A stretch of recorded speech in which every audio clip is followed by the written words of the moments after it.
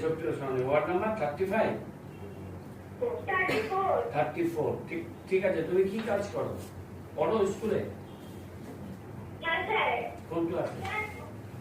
Sir আমি শিলিগুড়ি হাকিমপাড়া বালিকা বিদ্যালয়ে ষষ্ঠ শ্রেণীতে পড়ি।